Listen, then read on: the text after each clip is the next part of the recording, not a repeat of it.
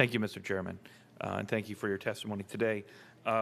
Looking at the increase, so we're going from 725 to 15. It's a proposal.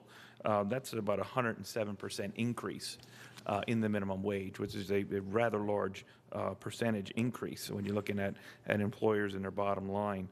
And my concern is coming from an area where we rely heavily on tourism and many of the entry-level jobs. I think it was cited that less than 1% of minimum wage earners are single parents, and 6% are married with one or more children, and 72% of the minimum wage workforce is part-time. Is there an estimate of what is the average age of the minimum wage employee? The average age, I don't have. I would agree. It's probably most of the jobs that are minimum wage are entry level, a lot of high school, college students getting a minimum wage job, working part time.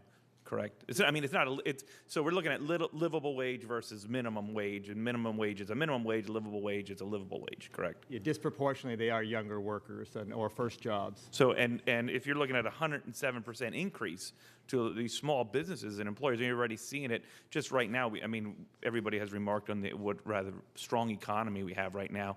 I think we can do a little bit better with unemployment. I think, obviously getting people the skills that they need. I talk to employers throughout the region, and many of them are hiring, having a difficult time hiring and finding employees, and are starting well above minimum wage already. So my concern is with that type of increase, that it would really put a burden on employers, and then, as we talked about, would be less jobs for those high school. And a lot of people get that training, learning to get into the workforce, their first job when they're 16. Some people 15, 16, 17 years old, they get that first job, and it teaches them responsibility, teaches them a lot. So I wouldn't want to take that away. While I do understand the minimum wage is a minimum and it does increase. The second part is, you said that there's a possibility of savings in some of the social programs if the wages increase. What would keep an employee, if you went from $7.25 to say $12 or $15 an hour, from working part-time to still qualify for those benefits in lieu of working full-time and losing those benefits? I can't think of anything. If that's a possible outcome, we haven't investigated. I mean, we've definitely seen that when employers had done that. When you looked at the Affordable Care Act mandate, and those increased a lot of it. There was a concern a lot of employers were going to cut back hours, and they did. A lot of employers just didn't hire or forego salary increases because the cost of health care was anything but affordable, and it really exploded and really cut down on the growth of the economy. So that's my concern with this minimum wage with such a large increase. But I think it's all part of the discussion. My other concern is the cost to those on fixed incomes. We're the second oldest state. A lot of those folks rely on Social Security, and right now, I know I stop at my McDonald's every morning, or not every morning, but quite often, and there's a crew out there. My dad's part of it, and they all sit around the table. They have breakfast and drink some coffee and solve all the world's problems. And if we listen to them, we might be able to get a lot more done. It's just out here, it's difficult.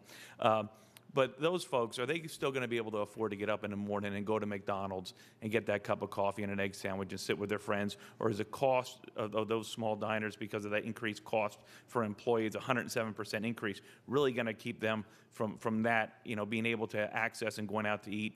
And what ramifications is that going to have on the elderly and those on fixed incomes, those that are disabled, and also those with disabilities trying to find jobs when it's already difficult for those folks to find jobs? When you increase that minimum wage, it puts even a harder burden on these employers to hire somebody with a disability. Has that been looked at all? No, we haven't, but again, there has been some literature out there that looked at where the price increases come from if one assumes that the minimum wage is passed forward in prices, and we generally think that would occur. So in our analysis, we can attempt to look at how that's played out in other states. I think, there's a lot to consider before we look at a 107% increase in a minimum wage. So thank you for your testimony, and thank you for your time.